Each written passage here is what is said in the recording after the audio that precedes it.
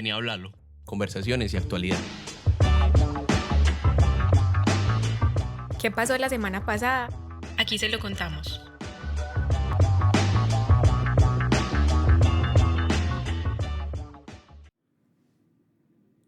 Bienvenidos a un capítulo más de Hablarlo. Hoy estamos en el capítulo 44, último capítulo de esta tercera temporada en la que nos renovamos y decidimos cambiar un poquito lo que hacíamos con los Hablarlos anteriores. Hoy estamos con Janis. y con Santiago Vega, quien les habla. Y Janis, cuéntanos de qué vamos a hablar hoy. Santi, hoy vamos a hablar sobre la controversial propuesta de reforma de ley para que abusadores de menores de edad reciban rebajas en las penas y cómo todo esto desató un debate sobre las implicaciones de este punto particular de la reforma a la justicia. Pero para hablar de eso trajimos a una persona que nos va a ayudar a aclarar un poquito el panorama. Y esta persona es Sebastián Pérez Peláez. Él es abogado, docente de cátedra aquí en la universidad y estudiante de la maestría en Derecho en la Facultad de Derecho y Ciencias Políticas de aquí de la UdeA. Hola, Sebastián, ¿cómo estás? Buenas tardes, Santiago. Buenas tardes, Janis. ¿Cómo están? Muchas gracias por la invitación. A vos por venir. Es un tema muy importante que nos compete, un tema que ha causado mucho revuelo. Entonces, justamente por eso es importante hablar de ello y aclarárselo a nuestra audiencia. Pero antes de empezar, contemos un poquito lo que ocurrió esta semana, Janis, para que nuestros oyentes estén como actualizaditos más o menos. Bueno, empecemos con que esta semana continúa en Cali la COP16, que es la conferencia que tiene como objetivo discutir formas para revertir la pérdida de biodiversidad para el año 2030. Y para cuando ustedes estén escuchando esto, también vamos a estar ya en la recta final en la elección de presidente o presidenta de Estados Unidos. Ya pronto sabremos quién va a ser el próximo que nos va a poner a dañar el planeta y a sufrir un montón de consecuencias. Y por otro lado, el creador del software Pegasus confirmó negocios con Colombia durante el gobierno de Iván Duque. Listo. Bueno, un poquito como para que la gente sepa lo que ha estado ocurriendo durante estos días. Antes de empezar con la entrevista a Sebas, yo creo que es necesario como que hablemos y contemos qué es lo que está ocurriendo en ese momento, qué es lo que ocurrió alrededor de esta reforma y cómo este suceso tan particular que es el punto que quiere quitar el artículo 7, que ya vamos a ello. Cuéntanos, Janis, en qué está todo ese asunto. Bueno, resulta que el 21 de octubre la Comisión Primera del Senado convocó a una audiencia pública para analizar la propuesta de reforma a la justicia que presentaron la fiscal general Luz Ariana Camargo, el presidente de la Corte Suprema de Justicia Gerson Chaverra y la ministra de Justicia Ángela María Buitrago. ¿Qué es lo controversial de esta reforma? Que pretende eliminar o modificar el numeral séptimo del artículo 199 de la Ley 1098 del 2006, que es el Código de Infancia y Adolescencia. Y bueno, para traducir lo que este numeral dice es que para los crímenes de homicidio, lesiones personales, bajo modalidad dolosa, delitos contra la libertad, integridad y formación sexuales o secuestro de menores de edad, no se puede dar ninguna clase de rebaja por acuerdos o negociaciones entre el presunto culpable y la fiscalía o el juez. Justamente eso es lo que quieren cambiar con la reforma, que si una persona confiesa ser culpable de un crimen puede pagar menos cárcel a cambio de hacer un acuerdo con la fiscalía, pues depende del caso también. Bueno, si bien la reforma no plantea reducir las penas mínimas que se tienen para cada delito, lo que sí pretende es que se puedan reducir hasta un 25% de la condena, según los acuerdos y particularidades de cada caso. Como se imaginarán, esto ha sido tremendo revuelo en el Congreso y tiene polarizado a quienes apoyan la reforma y a quienes están en contra. La gente que la apoya, que es desde, como lo decías ahorita, la Corte Suprema, el fiscal general y otros cuantos que me olvido en ese momento, tienen el argumento, y sobre todo el presidente de la Corte, que es Gerson Chavarra, dice que lo que hace que los delincuentes cometan este acto delictual no es que las penas sean muy altas, que ellos dicen como que, listo, la pena es muy alta, pero la impunidad que hay, porque hay muchísima impunidad, es tanta que entonces eso como que no les da, como que no hay nada que les garantice a ellos ir presos, porque según Gerson, hay una impunidad muy alta respecto a esto. Entonces ellos creen que con esta reforma, si se hace, lo que va a pasar es que menos gente va a cometer delitos a cambio de que crean que se cumplen más las condenas, ¿no? Y que sí se llegan a algo. Y desde quienes están en contra, el pasado martes 22 de octubre, 120 congresistas firmaron una proposición pidiendo que se eliminara el artículo de la reforma. Y no se puede reducir las penas para esos delitos porque sería pues, una forma de emblandecer la justicia contra estos crímenes, según la bancada de oposición. Y bueno, también hay que aclarar que todo esto ocurre en el contexto en el que el 18 de octubre, este mes, apareció el cuerpo de la niña Sofía Delgado, que fue asesinada y violada por Brian Campo. Y entonces, claro, justamente estamos discutiendo darle menos cárcel a la gente que comete esta clase de delitos y aparece esta noticia que fue tan conmovedora, pues que conmocionó mucho al país, generó mucho en la opinión pública.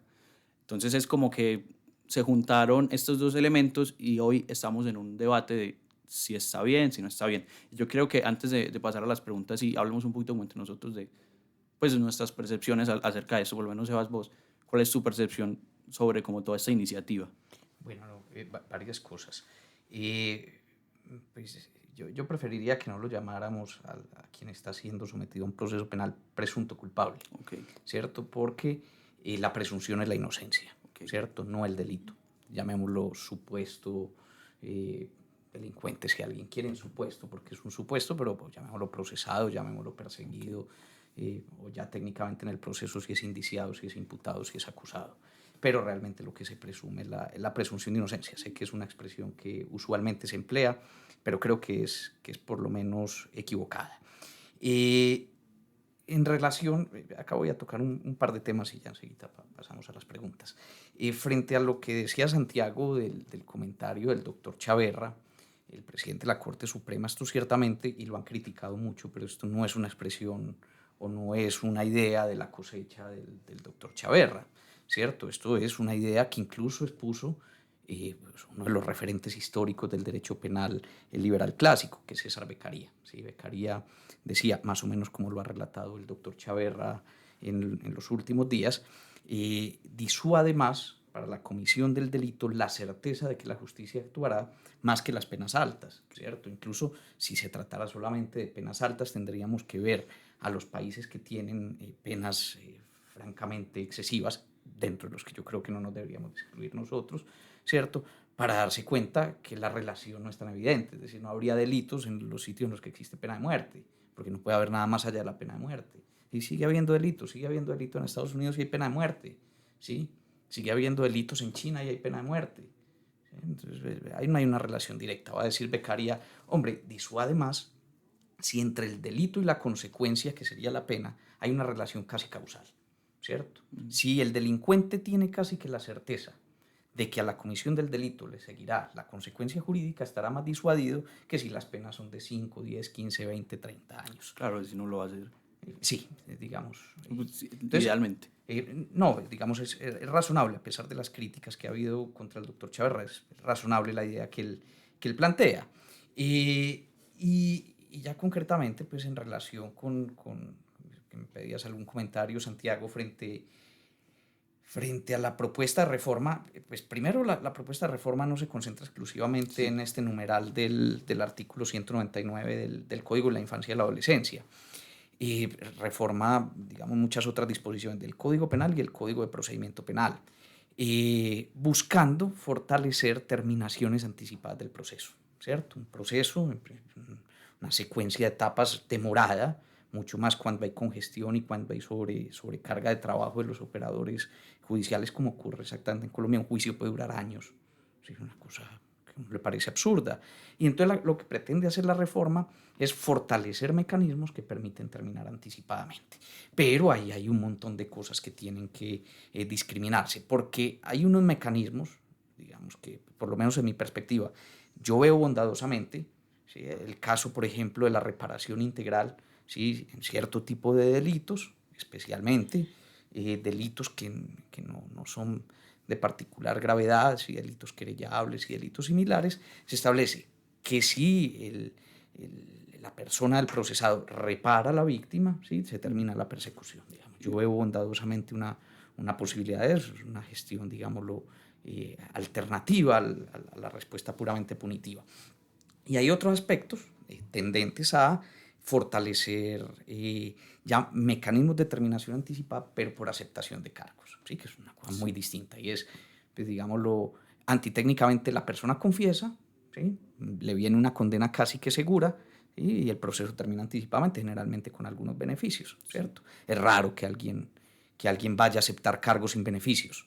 Sí, pues, es decir, salvo pues, que trate un personaje, una novela de Dostoyevsky o alguna cosa parecida, la persona no va a aceptar si no tiene una compensación punitiva, ¿cierto? Y eso efectivamente es un asunto que nosotros podemos ver a lo largo de la implementación del sistema de la Ley 906, lo que llaman sistema penal acusatorio, que de acusatorio yo creo que tiene muy poco, pero que cuando se empezaron a restringir los beneficios, ¿sí?, la aceptación de cargos empezó a disminuir, ¿cierto? Y aún así, en estos momentos tenemos unas cifras muy altas de aceptación de cargos, en términos de que alrededor de 3 de cada 4 condenas que se profieren en Colombia son el resultado de una aceptación de cargos. Está fuerte el asunto. Igual de todo esto vamos a hablar ahora justamente Listo. en la entrevista. Listo. Entonces vamos a dar paso a la entrevista.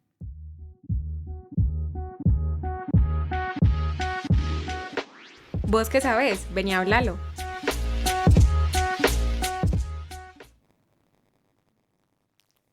Bueno, Sebastián, te damos nuevamente la bienvenida. Muchas gracias por acompañarnos. Para empezar, retomemos un poquito eso que estabas diciendo de lo que busca realmente la reforma, de acelerar esos procesos pues, de imputación de cargos y todo esto, pero en tus palabras, en una noción a la claridad, ¿qué es lo que busca o lo que pretende la reforma? Buscar que los procesos terminen, o la mayor cantidad de procesos terminen sin que tengan que llegar a juicio, ¿sí? Es fundamentalmente evitarse el agotamiento de todas las etapas procesales. Y lo pretende, porque vos bien lo decías, la reforma es mucho más de lo que estamos planteando acá, del artículo que pretende quitar los beneficios para los crímenes contra menores de edad, pero en general toda la reforma lo que plantea es como eso, como descongestionar ese sistema penal que hay en ese momento. Lo que pasa es que, Santiago, yo creo que eso no va a tener el efecto de descongestionar nada. ¿Sí? Yo les decía, sí, hay algunos sobre reparación integral, hay unas disposiciones, por ejemplo, sobre flagrancia. Dejemos de un lado 30 segunditos el asunto de niños, niñas y adolescentes. Por ejemplo, en 2011, la ley 1453, una ley de seguridad ciudadana, una de las tantas que ha habido acá, dispuso que cuando la persona era capturada en flagrancia, no podía obtener sino una cuarta parte del beneficio que se le reconocía, es decir, que si la rebaja era del 50%, era una cuarta parte del 50%, un 12.5%, ¿cierto? Y eso supuso que muchos prefirieran irse a juicio e incrementó el número de casos que llegaban a juicio. Esa es una norma que quiere eliminar la reforma que en estos momentos está en curso, sobre la que estamos discutiendo, ¿cierto? No se limita exclusivamente a niños, niñas y adolescentes. Lo que pretende es eso, dar más posibilidad de que terminen anticipadamente. Sin embargo, yo acá sí quiero decir algo, no lo alcancé a decir ahorita. Concretamente, frente a estos mecanismos que pretenden terminar anticipadamente el proceso por la aceptación de cargos, hay unas críticas muy fuertes por sectores de la doctrina, pues digámoslo, de los expertos en derecho penal y en derecho procesal penal. En Colombia muy reducida esa crítica, en algunos países un poco más fuerte, el caso de Argentina, el caso de Italia, algo en España, ¿cierto? En términos de que eso lo que hace es derogar la garantía del juicio y la garantía de la no autoincriminación del procesado sobre la base de la promesa de un beneficio, que no es la promesa de un beneficio, ¿sí?, sino que más bien es la amenaza de que si usted no renuncia a sus derechos, en la eventualidad de una condena, sí, su pena va a ser mucho más severa. No le estamos diciendo, Santiago, mire, si usted acepta cargos, sí, la pena de 4 años le quedan 2, sino que lo que le estamos diciendo, Santiago, es si usted no renuncia a sus cargos, la pena que podría ser de 2 le va a quedar de 4. Entonces, eso tiene muchas críticas y por eso yo creo que hay que asumir con cuidado esta reforma. Claro, esa es mi preocupación. Otros tienen una preocupación, por ejemplo, en términos de que no desaparezcan o de que no desaparezcan las limitaciones que hay para reconocer beneficios a personas que cometen, por ejemplo, delitos contra niños, niñas o adolescentes. Sebastián, y según lo que vos pensás, ¿es realmente probable que la reforma pueda ayudar a disminuir la impunidad de los casos o es muy utópico pensarlo? Y qué pena, Janis, que se me quedó la pregunta de Santiago finalmente en responder. Yo no creo que haya descongestionar y ya voy para allá. ¿Por qué creo que no va a descongestionar? Hombre, porque es que nosotros tenemos aceptación de cargos, sí, por lo menos, digamos, según lo que es el modelo norteamericano de aceptación de cargos, ¿sí? Un modelo que en los Estados Unidos experimentaron desde el siglo XIX y que se expandió por todo el mundo en la segunda mitad del siglo XX. Nosotros tenemos mecanismos de este tipo por lo menos desde 1991. ¿Sí? Con el decreto 2700 del 91. Luego se recogieron en la ley 600 de 2000, con el nombre de sentencia anticipada. Ahora tenemos 2, preacuerdos y allanamientos. Y la congestión cada vez está peor, ¿cierto? Siempre se habla de crisis en el sistema de administración de justicia. Y una crisis no puede ser sino una cosa que está ocurriendo más o menos focalizada en el tiempo y en el espacio. Pero una cosa que en todas partes está en crisis, porque en todos los países del mundo hablan de crisis. Hasta en los países europeos, que uno diría, hombre, tienen, digamos, unas condiciones un poco menos calamitosas. Allá también hablan de crisis. Y nosotros hablamos de las circunstancias tremendamente calamitosas, ¿sí? Desde hace décadas, y me atrevo a decir que desde finales del siglo XIX lo hacemos.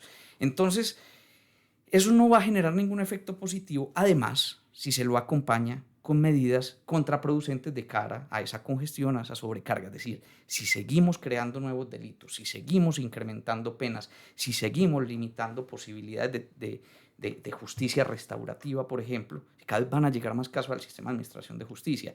Es decir, que el pequeño efecto que pudiéramos tener permitiendo que personas procesadas de delitos contra niños, niñas o adolescentes terminen anticipadamente su proceso, ¿sí? Lo que hoy generalmente no ocurre a partir del Código de la Infancia y la Adolescencia, van a ser ganancias, entre comillas, permítanme decirlo así, y me resulta un poco antipático el lenguaje que se utiliza hoy en la administración de justicia como si fuera un asunto de cambio o intercambio de mercancías y de bienes y de cosas, pero digámoslo, la ganancia que obtendríamos, ¿sí? Nos la vamos a terminar gastando, ¿sí? en medidas cada vez más expansivas del sistema penal. Entonces, yo por ese lado creo que no va a generar ningún efecto, por lo menos a mediano y largo plazo, positivo en la administración de justicia. Frente a la pregunta acerca de si eso reduciría o no los índices de impunidad, valdría la pena insistir en el argumento del doctor Chaverra y de paso de César Beccaria, en términos de que eso no verdaderamente va a dar la certeza, ¿sí? De que efectivamente va a haber una respuesta penal frente al delito, ¿sí? A pesar de que las penas sean muy altas, ¿sí?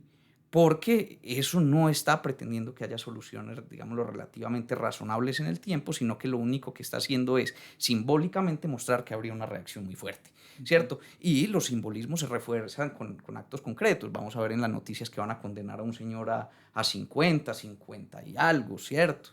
En casos de concursos de delito, en fin, sí, claro, vamos a ver eso porque simbólicamente eso es lo que reafirma la medida, pero ni creo que esto vaya a reducir ostensiblemente los índices de impunidad, sí, referido, los índices, a mucha gente le preocuparán, a mí no me tienen verdaderamente inquietos los índices de impunidad, en cambio me inquieta un sistema penal tan grande, sí, pero no creo que los vaya a reducir, no creo que las respuestas del sistema penal vayan a ser más, sí, y tampoco creo que vaya a tener una traducción preventiva, ¿cierto? Porque uno tendría que responder a esa inquietud en términos de qué pasa o qué ha pasado a lo largo de los años cuando se han aumentado las penas. Es que hoy por hoy tenemos penas aumentadas en relación con la redacción del Código del 2000, ¿sí? O sea, penas mucho más altas. Han dejado de ocurrir hechos como los que estamos lamentando hoy, recientemente, pues, de una niña que ha sido asesinada cruelmente, ¿sí? Eso no ha dejado de pasar, sigue pasando, ¿sí? Y me atrevo a decir que en dimensiones más o menos similares. Entonces, verdaderamente no creo que un criterio puramente cuantitativo en relación con el monto de la pena vaya a tener una incidencia en la ocurrencia o menos ocurrencia de hechos de esta naturaleza. Entonces, de acuerdo a lo que dices, dirías que el Código del 2000 se empieza a quedar obsoleto a cómo se manejan las cosas hoy en día. No. Realmente yo creo que incluso en estos momentos el gran problema del Código Penal del 2000 son dos. Uno, que tiene muchas reformas, ¿sí? Uno en estos momentos, incluso para alguien que se dedica profesionalmente al derecho penal, sea en la academia, sea en el ejercicio, incluso a veces es difícil tener claro el panorama de cuáles son las normas vigentes, ¿cierto? Porque hay una incontinencia legislativa, todos los días se modifica Código Penal, Código de Procedimiento Penal, una cosa y la otra, ¿cierto? Entonces, eso va rompiendo un poquito la sistematicidad que debe caracterizar a un código, uno. Dos, otro problema que yo veo es que hay una inflación punitiva, ¿sí? Es decir, cada vez se han roto más los límites de la proporcionalidad entre la ofensa, ¿sí? Que es el delito, y la consecuencia, que es la pena. ¿A dónde vamos a llegar? ¿Para dónde más podemos coger nosotros en relación con el Código Penal? Son penas verdaderamente muy altas. Si usted consulta, por ejemplo, un referente obligado en la teoría del garantismo, Ferrajoli. Si Ferrajoli cree que por más grave que sea el delito no debe de ir más allá de 10 años. Algunos creemos que el derecho penal debería desaparecer, pero bueno, eso es otro cuento, ¿sí? Pero hombre, tenemos penas de 50, 60 años. Hace poco se ensayó la cadena perpetua y por fortuna la Corte Constitucional la declaró inexequible. Sí, pero ¿para dónde más vamos a ir? Allí hay un problema de proporcionalidad. Ve, Sebas, y vos ahorita mencionabas el caso de Sofía y justamente creo que tenemos un par de dudas respecto a esto y es como Brian Campo, el asesino de Sofía, él confesó y también era una persona reincidente que ya tenía un proceso abierto por eso y entonces yo creo que nos preguntamos cuáles son esas circunstancias legales que llevan a las personas que están procesadas a quedar en libertad con esos procesos ahí que quedan ahí como en nada. Pues yo verdaderamente no he estudiado a profundidad el caso. Okay. Y uno debe ser responsable con ese tipo de situaciones porque a veces hace juicio, ¿cierto? Digamos, donde sacrifica un poco al juez y a veces no es un problema del juez, a veces es un problema de la fiscalía, sacrifica a la fiscalía, no un problema de la fiscalía, ¿sí? No conozco en detalle el caso, pero ¿qué puede suceder? Puede suceder vencimientos de términos, lo que llamamos vencimiento de términos, pueden suceder en relación con el paso del tiempo, por ejemplo, prescripciones de la acción penal, ¿sí? Pueden suceder muchos casos, dificultades probatorias, por ejemplo, en delitos de violencia sexuales, ¿sí? En general y muy particularmente contra niños, niñas y adolescentes, es muy común que la fiscalía, por ejemplo, tenga problemas para localizar a los testigos, que en muchos casos el testigo principal es la propia víctima. Sí, entonces son 3.000 circunstancias que perfectamente pueden explicar por qué una persona estaba en libertad. Incluso supongamos el evento Santiago, de que la persona incluso hubiera sido procesada, condenada y efectivamente castigada, pues nada dice que la persona no hubiera podido cumplir pena, ¿cierto? Entonces es perfectamente posible, pero no conozco en detalle qué pasó. Y yo creo que aquí también surge una pregunta y es como, vos ahorita decías que los niveles de impunidad no te preocupaban tanto, pero, o sea, sí ocurre bastante en el país. Hay muchos casos y ahorita lo vamos a ver unos datos de cuántos casos ocurren en el país de crímenes contra menores de edad. Y eso es algo que ocurre bastante y yo creo que nosotros nos preguntamos es cómo esta reforma, o sea, realmente esta reforma puede atacar a esa cantidad de delitos que se cometen en ese sentido. ¿O qué hay ahí? ¿Cómo, esto es algo más como desde la sociedad, desde lo que tenemos nosotros los colombianos quizá? Lo que pasa es que hay dos cosas. Mire, primero, tenemos que partir de un dato casi inevitable. El delito no va a desaparecer, ¿cierto? Y hay personas que se proponen en un debate marcado por el populismo punitivo, ¿sí? Le prometen, ¿sí?, a su público extinguir el delito, exterminar el delito. Eso es definitivamente imposible, ¿sí? Eso no, incluso no me estoy refiriendo a agresiones, ni a homicidio, ni cosas parecidas de ninguna naturaleza, mucho menos con niños, niñas o adolescentes. Me estoy refiriendo al delito en general. Incluso hay autores en la historia de la criminología que te van a decir, Santiago, una dosis de delito es necesaria en una sociedad. Una sociedad que no tiene, se lo va a decir por ejemplo Durkheim, que no tiene delito, ¿sí?, es una sociedad disfuncional, ¿sí? Eso suena un poquito a la historia de Turbay de reduzcamos la corrupción a sus justas proporciones, ¿cierto? Pero hay teorías serias, ¿sí?, que te dicen, hombre, venga, eso no es solamente imposible, sino que no necesariamente es deseable. Lo otro es, ¿y por qué estamos buscando la solución necesariamente en el derecho penal? Es decir, el derecho penal, por lo menos el derecho penal liberal, tiene un principio, ¿sí? Digamos, es una cosa que uno le dice a sus estudiantes de derecho penal casi que desde el primer día de clase. El derecho penal se caracteriza o responde, ¿sí?, al principio de última ratio, ¿sí? ¿Qué significa eso? Que es necesario que como sociedad ensayemos todas las formas posibles de gestión de un conflicto antes de acudir al derecho penal, ¿sí? Y lo que ha sucedido en el debate, ¿sí?, más o menos es que aunque no ensayemos todas las medidas posibles para la gestión de un conflicto social, ¿sí?, acudimos al derecho penal, lo cual además parecería que nos dispensa de la obligación de ensayar muchas otras cosas. Por ejemplo, yo me pregunto, ¿nos preocupan tanto los niños, las niñas, los adolescentes en términos punitivos, ¿sí?, pero en términos de medidas sociales realmente yo no veo a tanta gente inquieta, ¿cierto? Claro. Es como que solamente piensan en ellos cuando se les comete algún delito, pero vemos a niños en pobreza, en condiciones de hambre, y pues ¿qué se está haciendo por No ellos? se prenden las alarmas, No. no se prenden, claro, cuando ocurre un caso, desde luego, particularmente grave, pero allí hay un montón de estructuras sociales profundamente desiguales, profundamente discriminadoras, profundamente violentas, ¿cierto? Hombre, ¿y por qué no tratamos de intervenir un poco esa estructura? Alguien le dirá, no sea ingenuo, ¿cierto? Que usted con medidas sociales no va a hacer desaparecer el delito. Ya le dije que no le estoy prometiendo que lo voy a hacer desaparecer, pero ustedes llevan ensayando con derecho penal desde hace muchísimos años, ¿cierto? Y los resultados no se ven. Entonces, limitar las posibilidades de respuesta, ¿sí?, al derecho penal es muy insuficiente y muchas veces incluso contraproducente. Bueno, ahorita te decía que íbamos precisamente a compartir unas cifras, y es que el presidente de la Corte Suprema contaba que el 70% de los casos que llegan a la sala de casación penal son por crímenes contra menores de edad. Y el 70%. Ya. Es una cantidad exagerada. Y el ICBF reporta que en lo que va del año ya han atendido 18.805 casos que incluyen violencia sexual, 2.110 con violencia física y 1.568 por maltrato. Esta pregunta va un poquito por lo que hemos estado hablando como de cómo la ley realmente va a afectar a que esto deje de pasar. Y es como, ¿por qué apunta esta reforma a disminuir la impunidad y no como a estrategias para disminuir esta gran cantidad de delitos contra menores? O se puede hacer ambas cosas al mismo tiempo, o reducir la impunidad al mismo tiempo es una estrategia que pretende reducir los delitos. Claro, ese es fundamentalmente el discurso de legitimación del derecho penal en términos preventivos.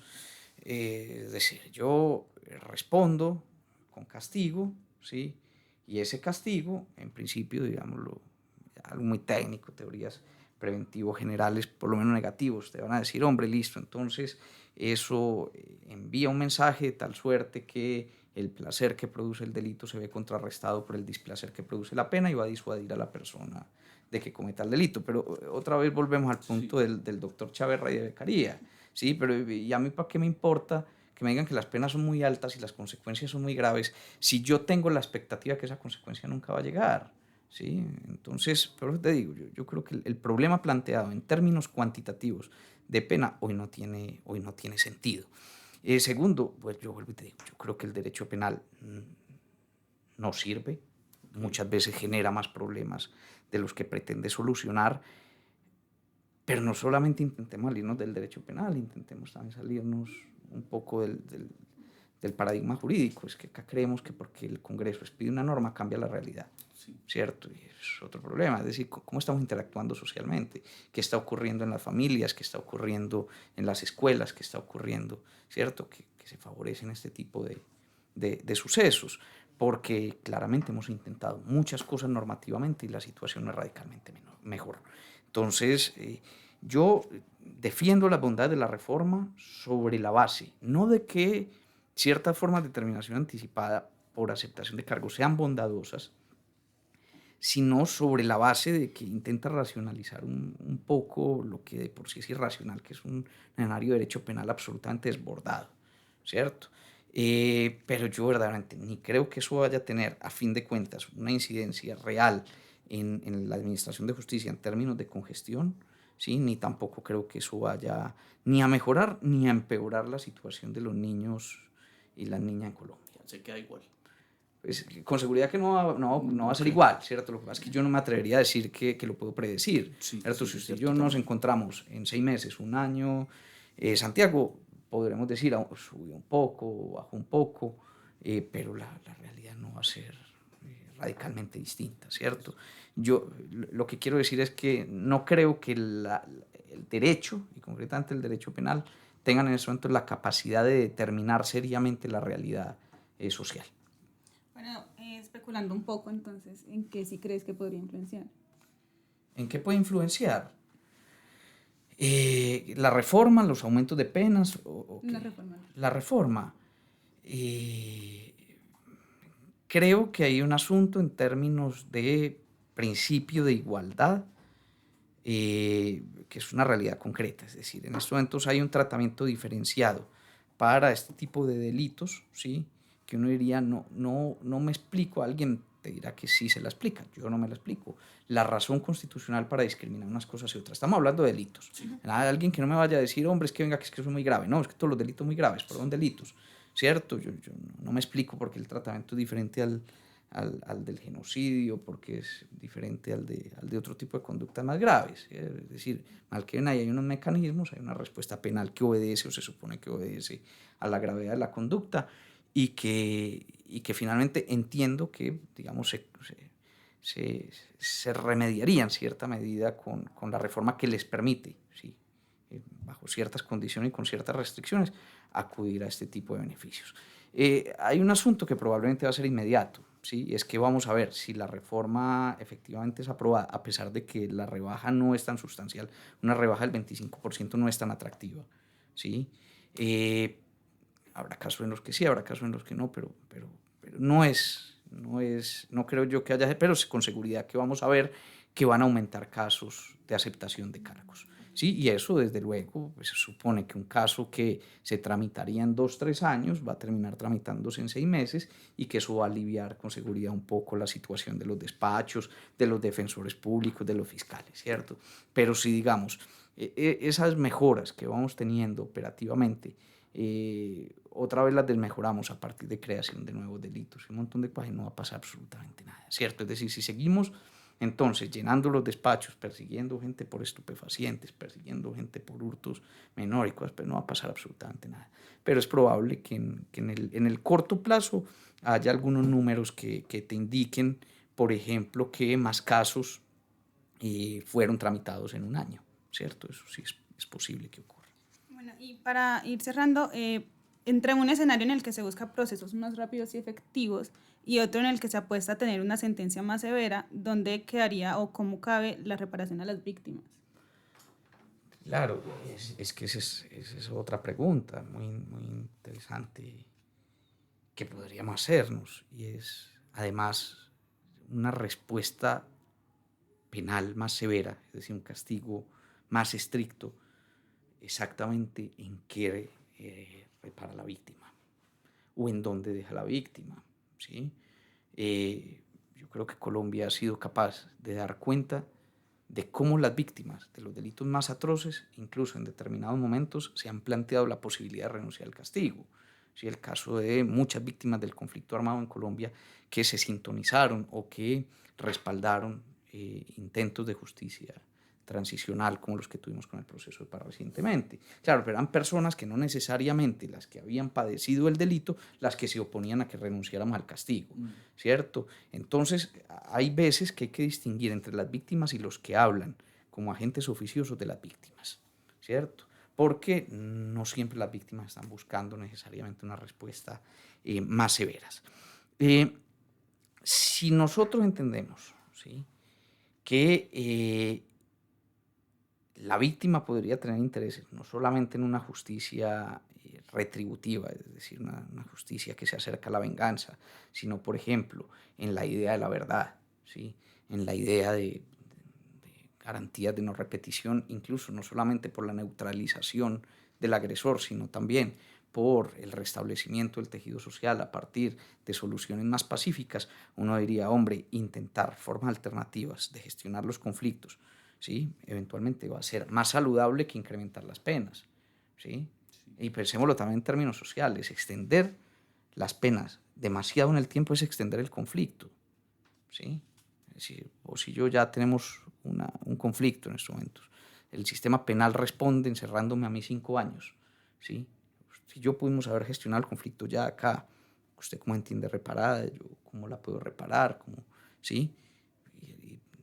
Hacer cesar los efectos del conflicto ya, pero si a mí me ponen una pena de 5 años, el conflicto va a extender 5 años más, ¿sí?, sus efectos. Claro, realmente no se resuelve nada. Pues. Entonces, no, claro, no resuelve, gestiona el conflicto, pero no lo resuelve. Entonces, yo finalmente, para responderte, Janis, a tu pregunta, ya he dado muchas vueltas, pero yo creo finalmente que en esta discusión, ¿sí?, en las últimas que se están pensando son a las víctimas, ¿sí? Hay un montón de personas que sacan réditos políticos y cosas de las víctimas, pero realmente en últimas, las medidas no apuntan a una solución real a ellas. Y no creo que la pena realmente vaya a darles una respuesta satisfactoria. Bueno, Sebastián, te agradecemos también por el tiempo que nos diste, por estar acá, respuestas muy valiosas y sobre todo para que reflexionemos alrededor de todas estas formas en las que nos pensamos la justicia penal hoy en día. Muchas gracias, Sebastián, por estar acá. No, muchas gracias a vos, Santiago, muchas gracias a Janis por la invitación y nada, un feliz día para todos y para todas.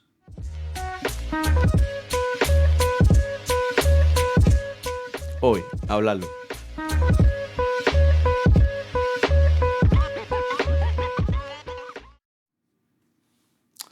Y bueno, hoy estuvimos en cabina Janis Camila. y Santiago Vega Durán.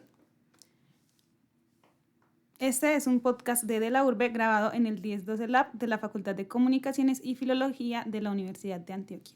Muchas gracias por escucharnos, nos vemos en la siguiente temporada de Háblalo y sigan en sintonía. Recuerden seguirnos en nuestras redes sociales como @delaurbe en Instagram y @delaurbe_en X. Además, podrás ampliar todo el contenido en nuestra página oficial de la Urbe.